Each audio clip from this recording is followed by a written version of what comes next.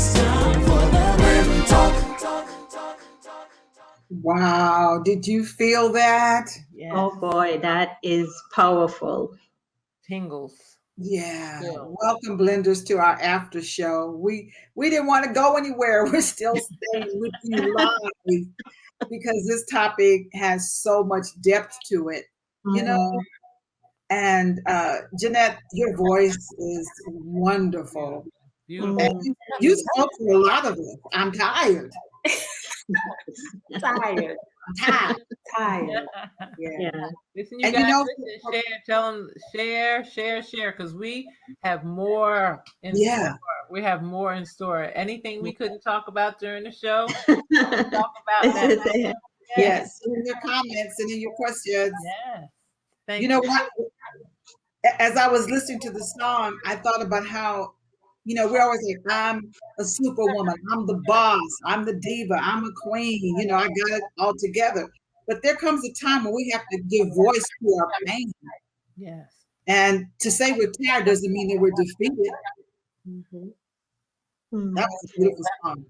Yeah, and it What's was so interesting- similar too to what Dr. Robin talked about. Yes, that's what she Like, said. You just released your pain instead of holding it in and having it hold you down. So you're just a complete example of what we've been talking about in so many ways. So it's so appreciative of sharing that song with us and the world. So now the world is gonna like get a chance to experience it too. So, yeah. What's interesting is that I'm tired. I was tired, and well, I am tired, and on so many levels. Even with my singing, like normally, if you see me in the show, I never sing that soft.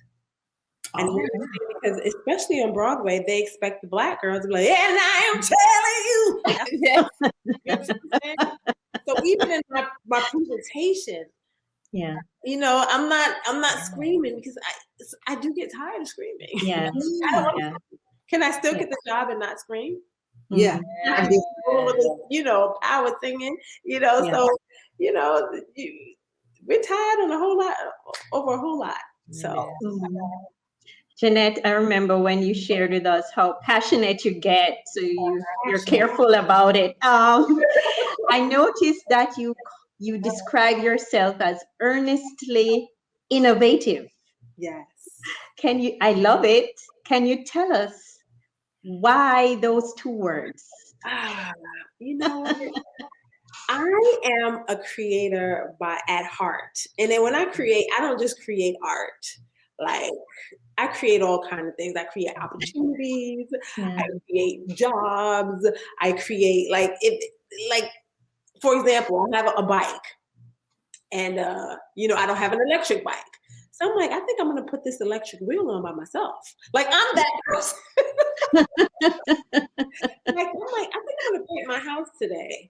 Or, you know what? I think I'm going to. When I wrote a musical.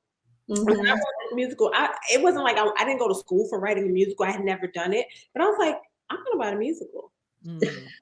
I didn't know the first thing. I did musicals, but I didn't know about writing them. And I wrote a musical. It toured successfully. We done it in London. We shot a film of it. You know what I mean? But I'm just that type of person. When I get an idea, or first of all, ideas are gifts from God. Yes. And a lot of times when I get an idea, I like to see it through to the end.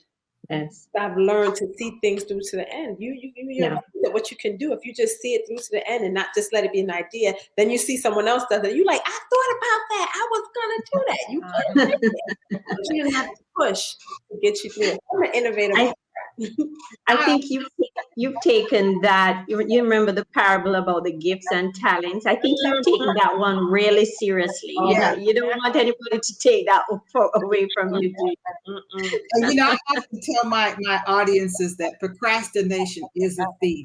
Oh yes. You know, and I believe in the power of now, seizing the moment, taking risks, being courageous. And so you are speaking to that very thing. And I know somebody watching right now was saying, she said she's gonna do it and she just did it. Yeah, you took that leap of faith. It was uncomfortable, but uncomfortable is good. That's what they need to hear. when you're comfortable, it limits you. That's You know right. what I mean? But you have to step into that place of being uncomfortable. And for me, even like with playing the guitar, I'm used to singing and acting, but now I have an instrument in my hands. I'm very intimidated. You know, I've worked at my craft for many, many years, so I can step on the stage confidently and be like, okay, I'm gonna sing the song. But when you put a guitar in my hand, now I'm like, oh my God. I can do it, but guess what? You have to do it afraid. Yeah. So, you know, I was wondering, because, you know, it did touch me when you talked about the actors that, you know, may have gotten sick and, you know, may have lost their lives. Was there anyone that you might have been close with, or somebody that you connected with that was having a hard time, didn't have as I'm not gonna say your time was easy, but most people don't create as much and don't create so much from this time, and you took this time to really develop parts of yourself. And I'm sure there are other people that in your community that may not have done that. Did you have any experiences with anyone who's really struggling? You know what? We all had our struggles at times, but I would say this, the theater community, we're very resilient. And you have to understand, we are jobless a lot. Yeah. Yeah. The only difference is like everybody's jobless together. You know, but we're constantly having to like start over on certain things and like find something else. You could get a good show, you could get a TV show, you could get a great Broadway show, and then it closes, or the TV show ends, and then you have to like, you don't start all over again, but sometimes you feel like it's starting all over again because now you have to go back, and sometimes you could be in something that's extremely successful and you feel like, oh, well, maybe I won't have to like have a certain audition process. And then you find out, well, you got to audition just like everybody else. You know what I mean? And you're like, I got to audition. You know what I mean? So sometimes you just never know. I mean, this industry can humble you. Yeah. And you know, Jeanette, I have a line that I always say, and that is, I was born for this. And, you know, when I run into a wall, when a door closes, an opportunity doesn't appear, there's something in me that just makes me keep going. And I think that's God. That's the creator in me, as the word says, we are co-creators. Yes. So do you sense that about yourself, that there's just the way you're wired, that no matter what happens, you were born to do what you're doing? Absolutely. And I feel like, you know, I'm from New York, and you don't know, New Yorkers, we're kind of like hardcore, you know. We speak our minds, and we're resilient. We're just like, you know. So I do feel like there's a part of me, the things that I go through, the things that I have to go through, God has given me what I needed. He has equipped me with what I need to get through it. Or he has put people around me that can help me when I can't do it alone. And I think that we all have that, but you have to be humble enough to reach out for help when you can't do it alone. Yeah. And that's the game changer. Your help is the game changer. Your help comes in from God, people, family, friends, strangers, you know. So your help is very important to reach out to your help. We keep hearing the same thing from all of our guests today, but I think it's so important to drill that down, because there are people that are extroverts or people that became so depressed that they did isolate. And this idea of collaboration and working together and helping each other is something I hope that our blenders are receiving and understanding. Please don't let the enemy talk you into sitting down and giving up. You got to fight. You got to win. You got to know that God is on your side. You got to know that there are people waiting for your gift. You got to know that you've been chosen to do what you do. And as we've all learned through this pandemic, we've discovered things about ourselves we didn't know was in us. And it's important to not only like reach out to help from people, but also check in with yourself. I don't know if Michelle Williams wrote a book, Checking In. And she's a friend of mine. We did The Color Purple together. And I read her book, and it was just like, wow, it was so encouraging. And it's like, yeah, we have to check in with ourselves. And I feel like with the pandemic, a lot of us started to like, you have to take a moment, check in with yourself. What are your needs? What do you need? What's working? What's not working? What do you need to take out? What do you need to put in? You know, it's like you have to do an inventory of your life. That's what the pandemic allowed you to do, like an inventory. Sure did. Yeah. You know, For the first time, so many people were just silent and or still, and it was a great time to take advantage of that. So many people didn't really get a chance to take full advantage of, because I always say, like, this is the first time in my life that I had a year off. I mean, I'm not gonna say a year off because I was still open, my office was still open, but my schedule was so so much reduced that I really had so much more time for me. And I just saw that as a blessing, because how many times is this going to happen in our lives again, right? We don't want to have to have a pandemic to teach us that, to do that, right? This is general everyday work, taking care of self, taking the cape off, putting it on the side, right? and taking care of self. So you were such an example of that.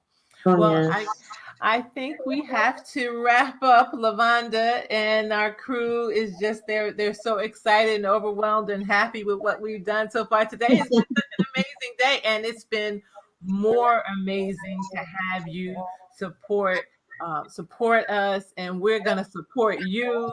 We're gonna send all our blenders to the shows and all the shows. Please, make sure that you keep in touch with us, because we'd love to have you back and as well, so we can tweet out and out all your, because listen, I'm happy Broadway is coming back. I'm here in Jersey, and this Broadway was here for me forever, ever, and I'm just excited for it to come back. And I'm excited for you to be able to share your gifts again. Thank you so much for having me. You're welcome. You're welcome. Keep innovating, Jeanette. You can't help it. That's who she is, right? I'm always creating something. All right. Well, her song says she's tired, but she's still inspired. Yeah. Moving forward. That's one of my book titles, a little shameless plug. I'm tired, but I'm still inspired. So thank you for inspiring us today. Yeah. Thank you for having me. All right, blenders. Let us know in the comments. Give us some information. Give us some hearts. Give us some likes. Give us some shares. Yes. We so appreciate you for staying here, and we know that sometimes the lives go longer than. But listen, we have more information. We have so much more to share. Our next show, all our shows, we try to make them inspirational and provide you with so much support. So thank you for sticking with us. Thank you for supporting us, and thank you for your comments and your questions. We really appreciate you. We will see you next week again, live. Live again. Yes. 7 p.m. Eastern Time, 4 p.m. Central. 4 p.m. Pacific. And listen, bring your notes, bring your questions. This is going to be a great show. So thank you again, and I'll see you guys next week. Time for the Rim Talk.